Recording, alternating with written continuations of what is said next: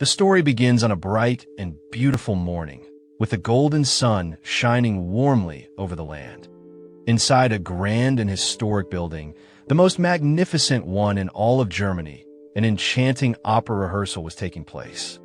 The talented singers filled the air with their melodious voices, their harmonies echoing through the grand halls.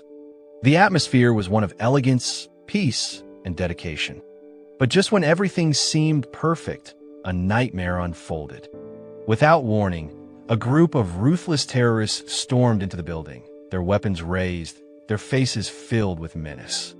Panic spread like wildfire as they took everyone hostage, including the innocent opera performers.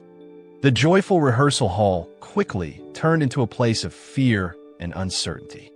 Hearts pounded, hands trembled, and time seemed to slow as the captives clung to each other, unsure of what would happen next. Amidst this terrifying situation, hope arrived in the form of a well-trained rescue team. Leading them was the courageous Captain John, a man of discipline and strategy, alongside his loyal second-in-command, Matteo. These two warriors had faced danger many times before and knew that every second counted. Without hesitation, Captain John devised a swift and precise plan. He assigned roles to his team, making sure everyone knew their part. He and Matteo positioned themselves high above, taking on a role of sharpshooters, while the rest of the team surrounded the building from below. From their hidden vantage points, John and Matteo listened closely, trying to understand the terrorists' intentions. It soon became clear that these criminals were driven by greed. They had taken hostages to demand ransom from a wealthy sultan who had sponsored a grand musical event. To prove they meant business, they committed a horrifying act. They executed one of the captives in cold blood. As a result, the opera singers and other hostages were paralyzed with terror, knowing that they could be next. Matteo, overwhelmed with anger and a burning need to act, lost control. Without waiting for Captain John's command, he opened fire, engaging the enemy head-on. A fierce battle erupted, bullets flying and echoing through the once peaceful opera house. In the end, all the terrorists were eliminated and the hostages were safe. But the victory came at a cost. Captain John had been wounded, and he was not pleased with Matteo's impulsiveness. As the dust settled, Matteo rushed to his leader's side, his hands trembling as he tried to stop the bleeding from John's stomach wound. The weight of his mistakes sank in. His recklessness had endangered the mission and had put John's life at risk. But there was no time for regret. A second wave of terrorists, even more dangerous, threatened to detonate explosives that could bring down the entire building.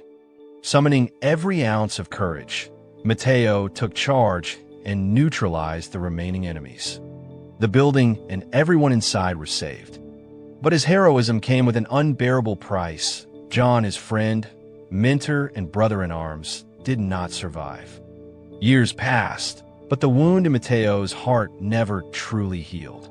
Burdened by guilt and haunted by the loss of his closest companion, he made a difficult decision. He left the Special Forces. Seeking peace and a chance to escape his painful past, he traveled to Romania, where he started a quiet life working at a simple sawmill. Each day was the same, his mind never free from the memories of John. Despite the years gone by, Matteo remained deeply connected to John's wife, Helene. Their shared grief brought them closer, and in each other's company, they found some comfort. Helene had lost a husband, and Matteo had lost a friend, but their memories of John kept them alive in their hearts. One day, Matteo realized he could no longer continue his work at the sawmill. The pay was poor, and there was no proper severance package to help him move forward. With the little money he had, he bought a bus ticket, unsure of where the road would take him next. Frustrated, lost, and uncertain of his future, he set off on a new journey, hoping that somewhere, in an unknown place, a better fate awaited him. In a different part of the world, a major breakthrough took place in the battle against organized crime. Interpol successfully arrested two well-known gangsters, Conso and Syndicate, while they were caught red-handed engaging in illegal activities at a busy port. The operation was led by two of Interpol's best agents, Shira and Fisher. However, just as they were discussing the arrest, a daring gangster named Roman interrupted them. His boldness irritated Fisher, who quickly lost his patience and silenced him with a punch. After capturing the criminals, the agents swiftly transported them to Interpol's highly secure offices. But unbeknownst to them, someone was watching from a distance. This person, known as Bear, was a loyal member of the Conso gang. Hidden in the shadows, Bear carefully observed the situation and immediately relayed the news of the arrest to his ruthless leader, Gabriel Sabin, a feared mob boss known for his brutal methods. Meanwhile, Shira and Fisher uncovered a surprising truth. Roman, the intruder, was actually an undercover Interpol agent. This revelation left Shira feeling deeply disappointed.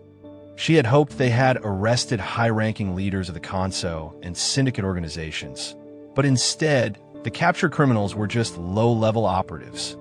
She longed to dismantle the entire criminal empire, not just its foot soldiers. Seeing her frustration, Roman reassured her that she was on the right path and that their work was leading them closer to the real masterminds. Roman then introduced Shira to Paul, a renowned stockbroker and financial expert, particularly in the world of cryptocurrency. However, Paul was making reckless financial moves with a staggering €15 million belonging to his dangerous client, Gabriel. His actions hinted at deeper connections to the criminal underworld, raising suspicions about his true intentions. At the same time, Matteo arrived in the Netherlands, eager to visit Helene.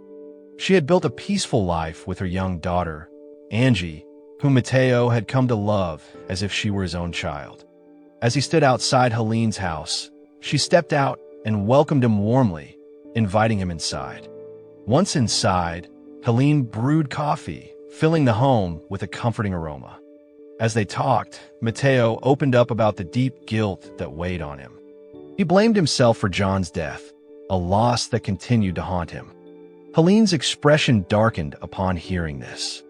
She was angered by his self-blame and disappointed that he hadn't attended John's funeral, especially since they had been best friends. Matteo, consumed by guilt, felt unworthy of being there. Feeling unwelcome, Matteo apologized and prepared to leave. However, Helene, recognizing his pain and knowing he had nowhere else to go, urged him to stay a little longer. Though reluctant, Matteo finally agreed. Despite her initial anger, Helene's love for him as a brother overpowered her frustration.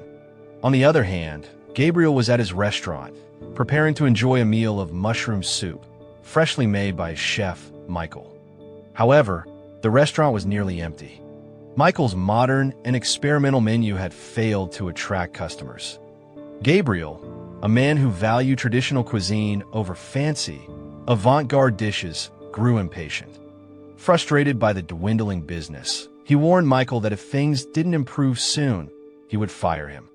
Though he was a notorious gangster, Gabriel's true passion lay in running a successful restaurant.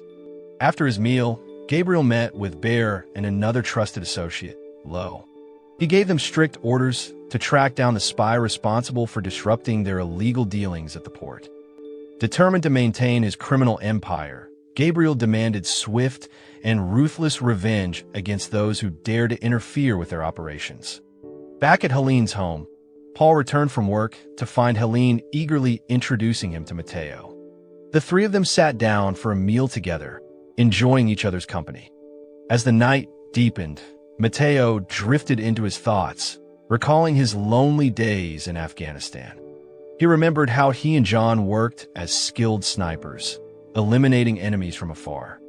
During their missions, they spoke casually, as if taking lives was just another part of the job. Noticing Matteo lost in thought, Paul approached him with a refreshing drink. He could sense the weight of the memories burdening Matteo and felt sympathy for his troubled friend. The next morning, determined to stay fit, Matteo went for a run. Even though he had retired from the special forces, he refused to let his strength fade. He knew that dangers still lurked in the world, so he made regular exercise a priority to keep himself sharp and ready. Alongside his fitness routine, Matteo also took on the task of caring for Angie's dog while she was at school. The loyal canine became a source of comfort for him, offering both companionship and a sense of purpose. Meanwhile, Paul found himself in deep trouble when Gabriel's funds mysteriously disappeared from his account. Though Paul was the one responsible, he acted clueless, pretending he had no idea what had happened. To divert suspicion, he analyzed Gabriel's account records and blamed the missing money on a supposed system error. This was merely a cover-up to hide his mistake and keep Gabriel from discovering the truth. Not only that, Paul also assured Gabriel that he would fix the issue quickly, hoping to regain his trust. However, Gabriel remained skeptical and issued a harsh warning. If the money wasn't returned soon, Paul's family would be held as collateral. Unbeknownst to Gabriel, he was being watched by Roman, who kept a close eye on his movements. But what Roman didn't realize was that he, too, was being secretly followed by Lo, a stealthy operative working behind the scenes.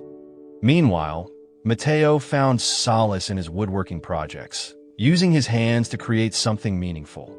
However, Helene grew concerned about his well-being and urged him to take a break. She encouraged him to let go of his burdens, even if just for a little while. To lighten his mood, she suggested they visit a children's playground. Intrigued by the idea, Matteo agreed, and together with Angie, they went to the lively park.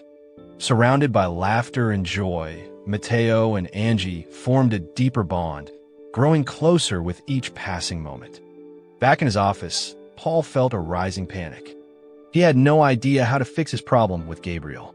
Returning €15 million overnight seemed impossible, and the thought of Helene's anger if she found out about his predicament made things even worse. The weight of his secret consumed him, leaving him desperate for a solution. The next day, the local community was thrown into chaos when a horrifying discovery was made: a lifeless body hanging from a bridge over the river. Terrified screams filled the air as people realized the victim was none other than Roman. His gruesome fate sent shockwaves through the town. What the public didn't know was that Roman had been accidentally killed by Baron Lo. They had intended to send a warning to Interpol, but had unknowingly silenced a man who might have held crucial information about Paul and the missing funds. Gabriel, frustrated by Lo's lack of foresight, scolded him for making such a careless mistake. Growing more impatient by the hour, Gabriel called Paul again, demanding the immediate return of the money. Paul, running out of excuses, continued to stall, but Gabriel's patience had worn thin. There could be no shortfall. Every cent had to be accounted for. If Paul failed, his family would be in grave danger. Gabriel made it clear there would be no more delays and no more second chances. Shira and Fisher, determined to uncover the truth behind Roman's death, prepared to dig deeper. They were convinced that Gabriel was behind a recent string of violent events. Their first step was to access the data on Roman's cell phone, hoping it would reveal crucial information about the criminal network they were chasing. Meanwhile, at home, Matteo was focused on crafting a wooden table when Angie suddenly hugged him tightly. The warm gesture brought joy to both Helene and Matteo, strengthening their growing bond. However, their peaceful moment was interrupted when Paul called Helene, informing her that he would be home late. Suspicion arose when Paul, moments later, made a mysterious phone call to Roman's number. That afternoon, as Matteo, Helene, and Angie took a walk outside, their day took a terrifying turn. A group of gangsters ambushed them, snatching Angie before disappearing. Matteo acted on instinct, grabbing a stolen bicycle and racing after them in a desperate attempt to rescue her. At the same time, a panicked Helene called Paul, begging for help. Paul, desperate to save Angie, pleaded with Gabriel to release his stepdaughter. But Gabriel remained cold and refused. Helene and Paul's only hope was Matteo, whose determination to save Angie never wavered. In an attempt to stop the kidnappers, Matteo jumped into their vehicle, fighting to free Angie. But his efforts were in vain. The gangsters overpowered him and threw him out of the moving car. leaving him unconscious on the ground.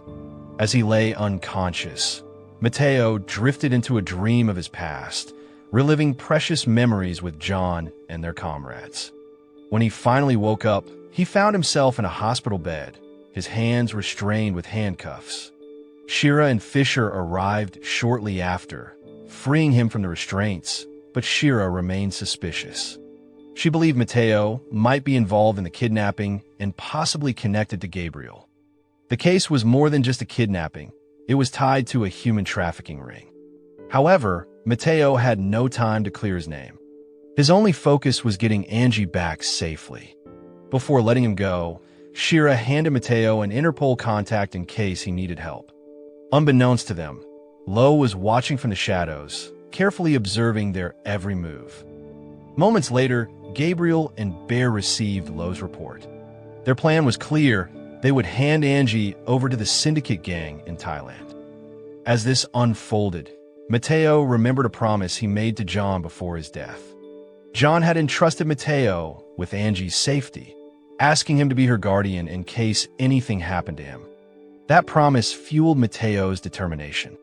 He was ready to do whatever it took to rescue her.